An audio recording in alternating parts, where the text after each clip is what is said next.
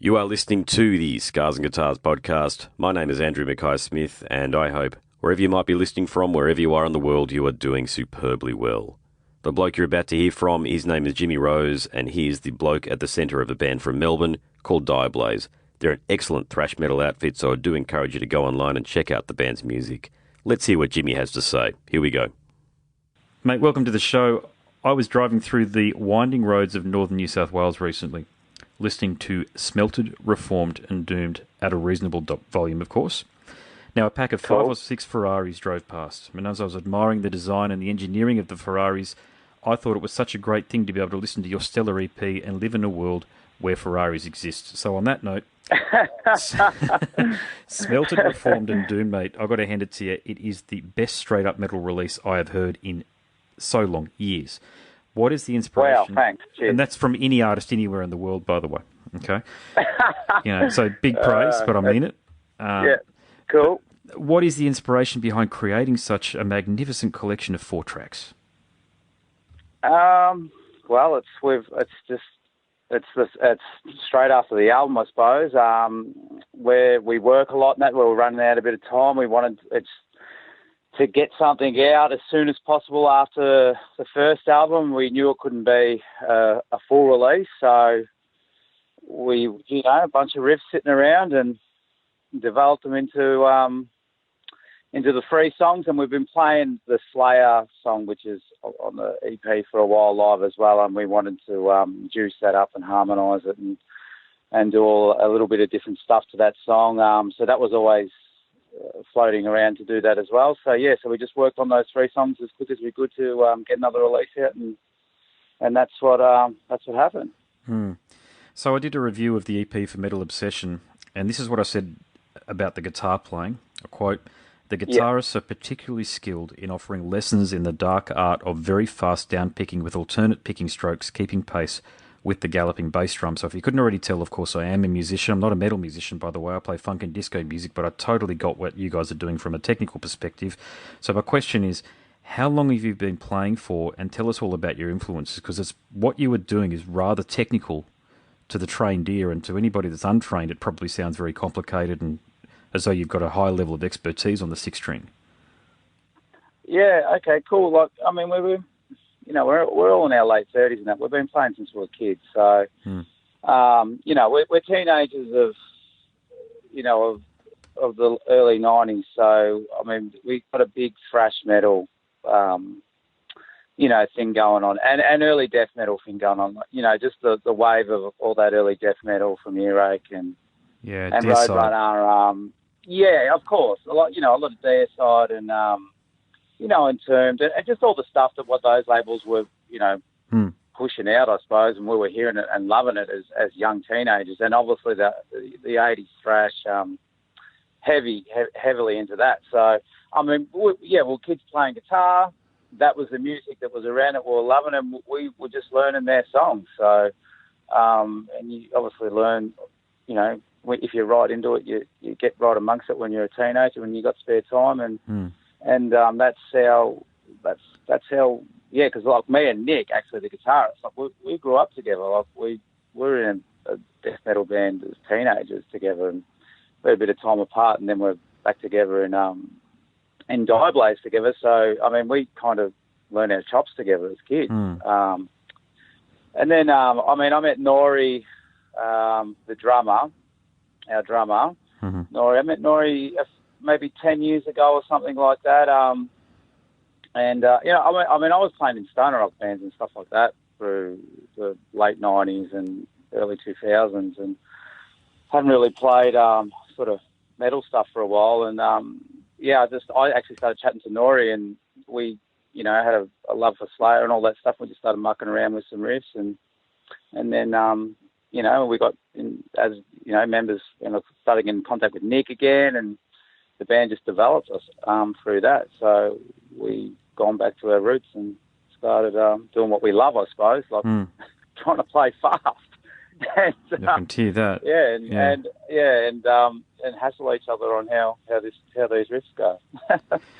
Yeah, so let's talk about Nori's drumming for a sec, because it is some of the most musical that I've heard from a heavy metal band. It's as if Dave Lombardo has been given a few lessons from Will Calhoun from Living Colour. That's how I describe his drumming.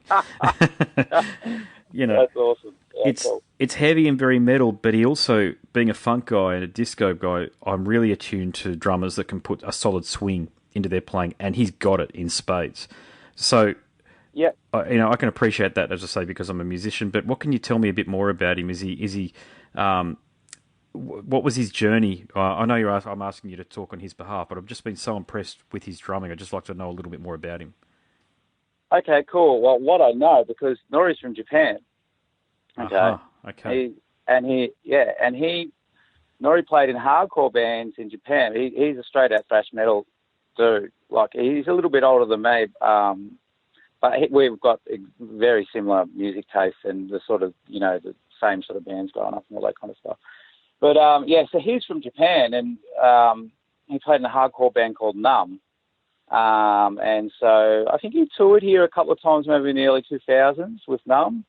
And he knows a bit of the grindcore scene in Melbourne and a few other people. And, I think he just ended up, for some reason, he just decided he wanted to live in Australia. So I'm not sure what happened to Numb, maybe. I think they still are going, but obviously not with them, and he moved to Australia. And me and him were in another band together at first.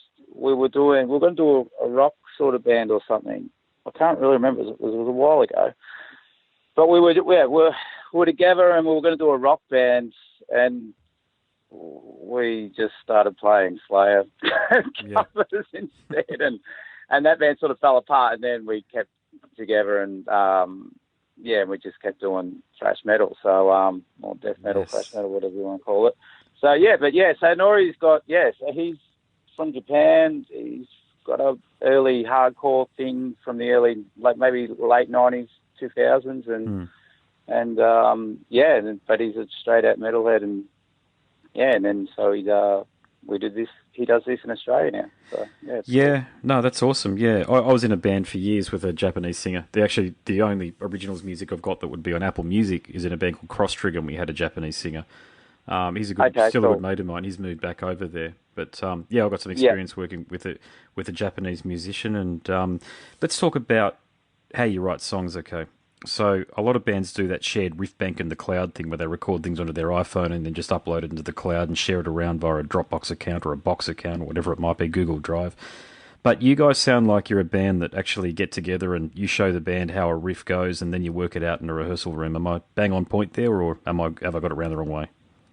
No, you're bang on point. We're old school like that. I mean, we had started sharing riffs with Dropbox and stuff like that, and not handing each other tapes. Oh, there's something cool about stuff that. Like that. I've done that. We did that for a long time. I mean, we challenge ourselves. I mean, that thrash and death metal and all that stuff. It's always a challenge, and you got to try and learn new stuff and try and make new sounds. So many bands now over the last 3 decades. I mean, but you come up with a riff. It's a strong riff, I suppose, and then you have to show everyone, and Nori will nod his head or say yes or no, and fix it. and then it goes from there, I suppose. Yeah, and then we develop a song from it. So it's just it just takes a little bit longer now as you get a bit older and you get busy and stuff like that. God, but we've got no plans of stopping. It just slows down a little bit. So Okay, different question for you now. I'll try to ask as many Australian metal acts this particular question because I'm 39 years of age. Been an active listener of Australian metal, i.e. I've actively sought it out, whether it was Mortality and Cryogenic back in the day from Sydney, Misery from up here in Brisbane, Allegiance from over there in Perth. There were so many wonderful metal bands, but then I just felt it dried up for a period of time. In terms of Australian music, we really our most certainly successful and probably critically acclaimed metal band for a couple of years there was Superheist. Then it sort of went away a little bit. I know there were some bands bubbling beneath the surface, but I feel like the last 2 or 3 years, Australian metal is in the strongest state that it has ever been, and I actually think we have collectively maybe one of the strongest scenes even globally.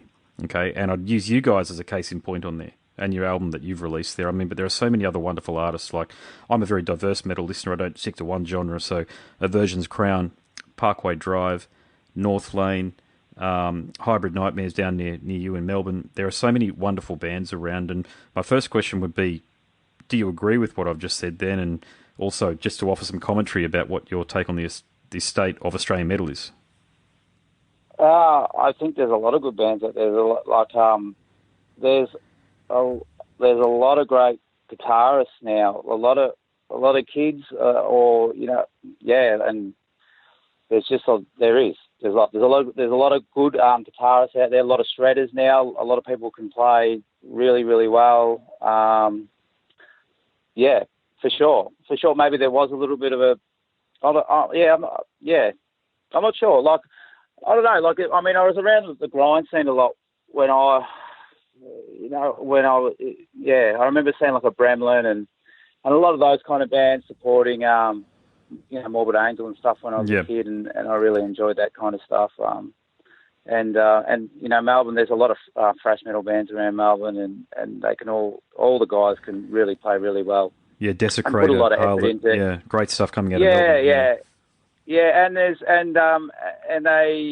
The guys that have got time, probably don't have kids and stuff like that. Like, they push hard too. They go on tour and like overseas and do it hard, but they love it. And they have a great time. So there's a lot of great bands out there. A lot of great bands. Look, I spent some time probably, I would say, on the periphery, just sort of listening, because I had a career at Telstra and I was really focusing on that. I was playing music every weekend still, but it was very hard going. So I basically have no room for anything else except for working. This is before I had kids, because before I've had my wife and I have got the 2 daughters we've got. But I guess I've just tuned in the last year, even the last 12 months or so, and the quality of the releases, to your point about the guitar playing, you're right on point with that one there. The quality of the musicianship that I'm hearing, I feel it's never been higher than the way it is right now. We've got young guitarists coming out and playing. There's a band I listened to the other night, like a Yenti-style band from Melbourne, that play a bit like Animals as leaders, but with vocals. And I think I'm just blown away that these young fellas and girls can sit down and hone their craft to the point, because it takes hundreds, if not thousands, of hours of rehearsal to get it to that point, even if you've got the talent, doesn't it? Yeah. Well, that's right. I think the internet helps a lot too, which quickens up a few things, especially for maybe, some kids like, that want to shred and learn leads. I think it was a bit harder, like back in the day, without the internet, maybe you couldn't go to the tab. You just sort of, you can just, now you can sit there and watch dudes and they'll go, well, this is how you do an arpeggio, and you can do this tapping thing and all this kind of stuff, and just have it kind of straight there, like, and learn it. So I definitely see that with a lot of the younger guitarists, is bumped them up and got them, going a lot quicker and making those sounds that the bands that they love listening to and all that kind of stuff. It makes it easier for them, which is great. It's fantastic. So, definitely, it's all good. Your musicianship is slap bang in the middle of what I'm talking about, though. I mean, there are some tricky guitar parts in your music. Really takes you. What I've really enjoyed about it is the kind of melody you've got in there, but it's still very technical insofar as I love Chuck Schuldina's playing, and Spiritual Healing as an album, for example, is one of my favourite metal albums. So I could actually compare your release here to that album, insofar as there's a lot of twists and turns, and it's all very interesting. There are no bridging riffs that have sort of been lying around for a couple of years. Oh, well, this is my perception anyway, that you're just sort of thrown into the mix to just try to use them in a song and get them out there. Every riff, every turnaround, every bridge, every solo has a musical element that actually adds to the song. The 3 original songs in there, I don't think you could have done anything different to them to improve them, that, and it's rare that I say that. That's great. Well, look, riffs are, they're really important. So, I mean, we do and a lot over it. It's like, you can't, they've got to be good riffs. Like, it's got to be, it's got to be like that. We like, I think we like, I don't know, maybe we like little things like, maybe like Rust in Peace a little bit, like stuff like that, where it gets a little bit you know, moves around a little bit, or it's not the time changes. I'm probably a bit more full on in that kind of stuff, but yeah, a little bit. So I think I read you said something about at the drive-in with one of the parts. Absolutely, yeah. And so to us, that was like, oh, let's do a carcass kind of thing. So that was our kind of like, let's get on the high notes and sort of try and do a carcass kind of thing. But I can hear that now. Yeah, I didn't put that together. Yeah. Okay, if I say that, do you hear that? Yeah. Righto, yeah. Cool. But did you agree with what I said though? That could also be at the drive-in, because that's what I heard straight away. Look, I'm a big fan. Okay, so we don't really know. I mean, I've heard them, but I just don't know their music that well, so I can't I can't comment. So have a listen, and you'll know what I mean. That's actually really interesting to make that tangent. Then, if you haven't heard the band or not really deep dived into their music, because that's very technical music that they're playing as well. It's bloody hard to play. A lot of time changes. Yeah, I've seen them live, and I'm like on TV and stuff like that, but I don't know their recordings, kind of thing. So it's all about riffs, isn't it? That's what metal is. You got to put effort into your riffs, and they've got to make sense going in and out. Like you can't just have a great riff and then go somewhere that's not that great. So you can write a tune, no doubt about that. So have you ever been approached? Have you ever thought about offering lessons or mentorship to bands that are coming up and coming through? No, not really. I mean, like I've got a project studio myself. I mean, I just did a demo for a younger band that's local, like they're like 19. Sounds like you're already doing it. Yeah, well, not really, but a little bit. Like, you know, but they come in and it's this thing like they're just like shredding, and I'm like, wow, I wish I could play lead guitar like that. And but you know, I mean, you say a couple of little things, like a little bit of, you know, guidelines and, you know, just little things like that. I suppose you help out, but no, not really. Haven't really got the time. I've got 2 children myself, so I've got to sort of teach them about life. So yeah. It's an interesting one, the balance, isn't it? I mean, I think we all struggle with the balance on that front there. We just do our best, you know.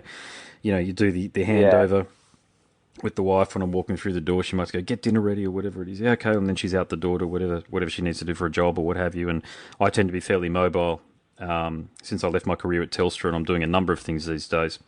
And one of them is a musician. The other thing, I've got a startup recruitment business. And, of course, the music journalism, doing this. This is taken up all tonight. I've got Uncle Al from Ministry after you, actually, so that'll be interesting. Okay, cool. Yeah, cool. So it's a big balancing act, isn't it? But it's a massive balancing act. It's a massive balancing act. It's huge. I mean, especially if you want to play, you know, thrash metal or death metal or something like that, which requires time to practice and you know, and keep it at a certain standard. You're playing. I mean, I suppose you need to devote. I mean, I do anyway. I think I'm a slow learner, but you definitely have to devote a couple of hours to guitar a day, I suppose, to try and stay on top of it. So, I mean, you know, there's no good getting on stage. I mean, we're playing with Overkill next week, you know, so you are indeed at 170 Russell, which is going to be great. With Harlot, another band that pushes really hard. And, it's a great lineup down in Melbourne. It's, with all due respect to the other cities, that's probably the pick of the lineups. Actually, I've got to tell you. Yeah, it's going to be a great night. So, I mean, you got to get up there and do it. So you got to be on top of it, I suppose. So it is a big juggling act, but what do? You just got to do it. Yeah, and look, kudos to you for, you know, we're the same age, so it's hard. People don't realise you lose energy when you get older, don't you? For those that are listening that are in their 20s, you do lose energy. Sometimes I get home and I'm just beat. I've got nothing. Coffee doesn't help. Oh, definitely. You know, it actually exacerbates it. Sleep does. There just seems to be a lack of that at this age, but Yeah. What's your day job, if you don't mind me asking? Me, I work in civil on the rail, so. Geez, that's physical I'm operating work. I'm operating at the moment and driving a bit, so I'm not just on the ground as much. But things can change, and next minute, you know, I'll be in a trench laying some pipe. But you know, what do you do? That's it. Indeed, mate. All right, I'm almost at the time where I wrap things up, but a couple more questions. This is a bit of a broader question, but what are your plans for the next 5 years with the band? Just keep going. I mean, we want to get another album out. I mean, that's the go. We'll play a few more shows locally, I suppose, and then we've all talked about it, and we're just going to push to get another hour of music together. And I mean, you've got to think about it too. You can't sort of just talk about it and next minute 4 years goes past. You've got to, it's got to make sense. It's got to come out in another 2 years kind of thing. So you have to work on it. And I mean, I don't think we can't go berserk and start touring flat out and all that stuff. But we'll play as much as we can locally and out of state and get another album going and just try and outdo, I suppose, the EP. And I mean, that's the goal. We'll just keep trying improving and we'll just stay traditional, I suppose. It'll just be that thrash, that 80s thrash metal, early 90s death metal kind of thing going on, and it won't go anywhere out from that. And we'll just try and keep it exciting, keep it fun, keep it fast, and that's it. Good on you, mate. Well, please keep doing what you've been doing. As I say, I think it's an extraordinary. I know there's a cover in there, but an extraordinary 4 tracks. The 3 original tracks are just bangers, mate. The gym music, their driving music, their music to put on in the background as I'm driving the kids to school. It's just great music to have on in the background. It's just great heavy metal music. It's the type that Judas Priest produced on, Screaming for Vengeance, for example. It's got the same energy as what Number of the Beast has. That's how good it is, really. That's what I'm hearing. And as I say, I'm a long-time listener. And I get that a lot of people won't get to listen to it because you're somewhere near the underground, but the quality of the release as an overall unit deserves to be listened by a shitload more people than will actually listen to it. Well, thanks very much for that. Thanks very much. That's cool. Like, I mean, we recorded it ourselves as well. Like, we had to do it like that because of time. Like, just to sort of nut it out. Because there is a bit going on, and just to make sure that we're playing, the riffs right, and then listening to bits and pieces. So, I mean, we just couldn't go and spend 10 days, to take off work and do it like that. We had to do it after work and on weekends. And, I get it. Yeah, and totally. All that kind of thing to get it done. But, anyway, thanks a lot, man. It means heaps hearing that kind of stuff. That's cool. So it makes it worthwhile when someone says something like that, I suppose. So, wonderful. Deserved feedback. And, mate, the final question I'll ask you is, for those listening, if they want to get into your music, how do they do that? And, of course, you've got a Facebook presence, haven't you? Yeah, of course. So just, I suppose, our Facebook, and we've got an online store and just like all the normal stuff. And I mean, the easiest way to do it is just type in Direblaze. I don't think there's anyone else called Direblaze. No, you're right. Yeah. It took us a while to work that name out, and so we're pretty happy with that. So if you just type in Direblaze, we'll come up. So it's pretty cool. Hope to see you up here sooner rather than later, mate. Congratulations again, and thank you so much. No worries. We'd love to get up there. We'll see how we go. All right, mate. Well, I'll certainly be in the audience when you come up. Thanks very much. Cheers. No worries, brother. Thank you. You are listening to the Scars and Guitars podcast. My name is Andrew Mackay-Smith, and that was my conversation with Jimmy Rose, the bloke at the centre of Melbourne thrash outfit Direblaze. Thank you so much for listening.